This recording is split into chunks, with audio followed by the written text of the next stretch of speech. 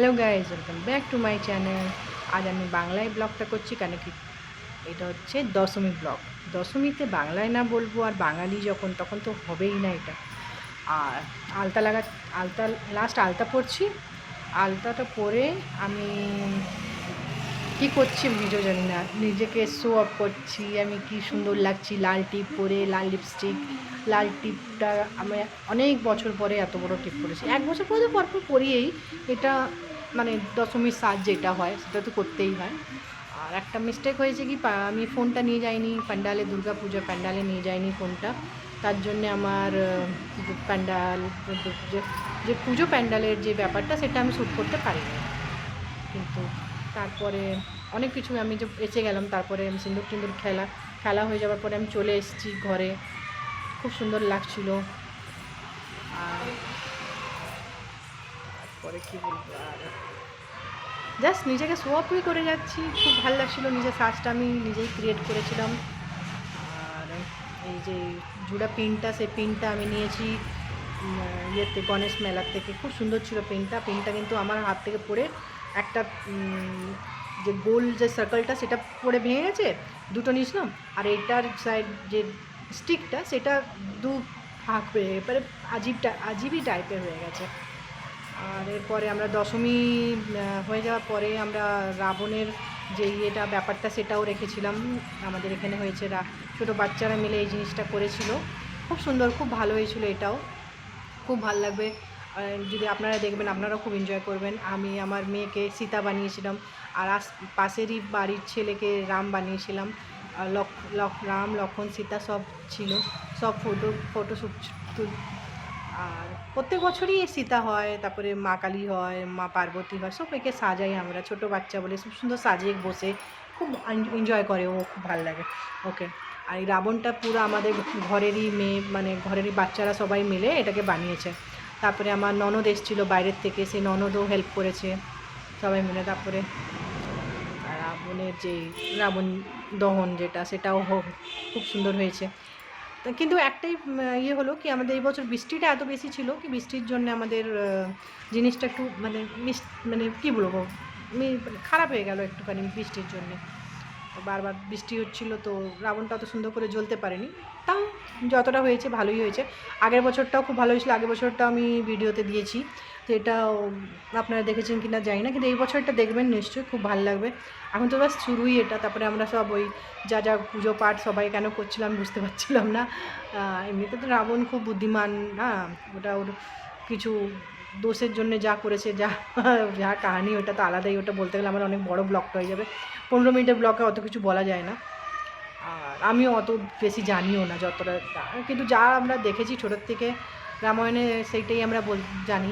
তারপরে কী আর বলবো, পুজো পাঠ যেটা হয়, তারপরে একটা মশাল বানিয়ে মশালটা আগুন লাগিয়ে সে রামের হাতে দিতে চেষ্টা করছিলাম। রাম খুবই বড় হয়ে গেছিলো আর সীতা খুবই ছোট হয়ে গেছিলো এখানে, সেটাও দেখছেনই আপনারা।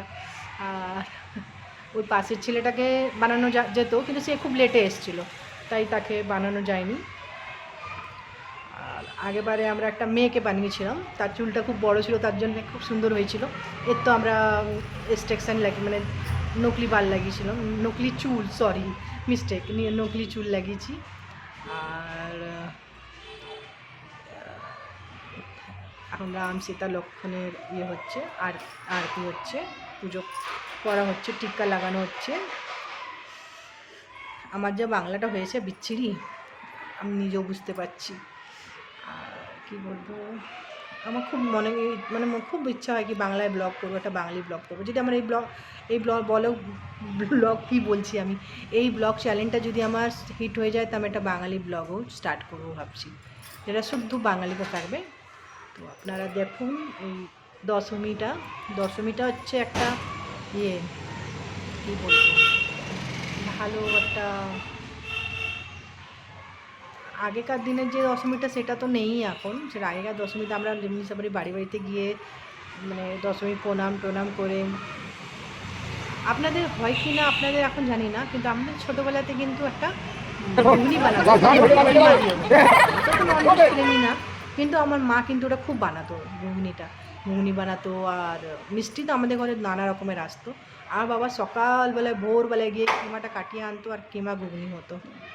তো তাই এখন তো সেটা আর হয় না, কারুরই বাড়িতে কেউ আজকাল যেতেও চায় না না ডাকলে। আগে তো এটা ছিলই না কি ডাকলে যেতে হবে। হোলিতে যেরকম বিহারি বাড়িতে যাওয়া যেত না ডেকেই, সবারই বাড়িতে গিয়ে গিয়ে হোলি খেলে, হোলি টিকা লাগিয়ে একটা ওখানে কাঁঠালের যে তরকারি সবজি, সেটা সবাই খেতে খুব পছন্দ করতো। কাঁঠাল লুচি, হ্যাঁ, আর এঁচোড় কাঁঠাল মতলব এঁচোড়ের তরকারি আর লুচি সবাই খেত, সবারই বাড়িতে বিহারি ফেমাস ছিল হোলিতে। কিমা ঘুগনি, কিন্তু এখন আর নেই, শেষ হয়ে গেছে, জিনিসটাই শেষ হয়ে গেছে।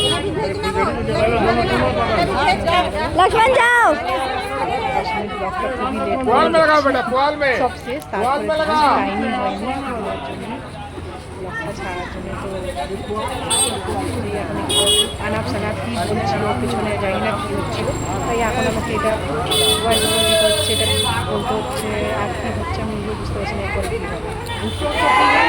এবার মনে করছে কি রাবণটা সাইড পড়ে গেছে, তারপরে রাবণ পড়ে যাওয়ার পরে আমার কাকা শ্বশুর এটাকে ধার করিয়েছিল, এরকম কিছু ছিল, তো সেগুলো আছে।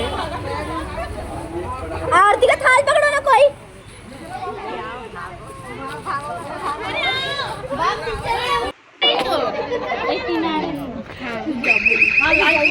हाँ मोनू चाचा लाइट ऑन करो।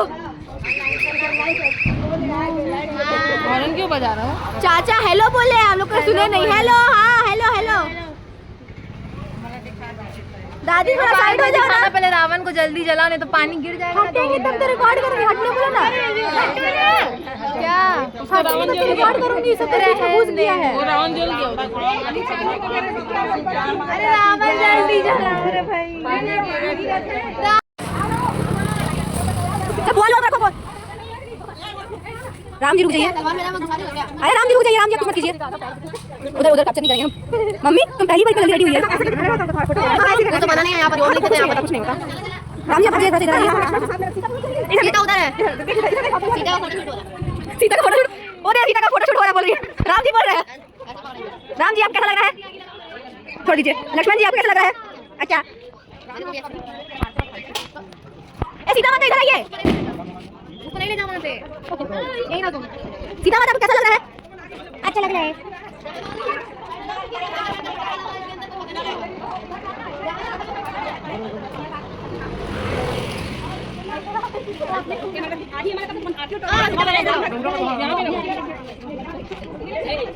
स्लो में जा, स्लो में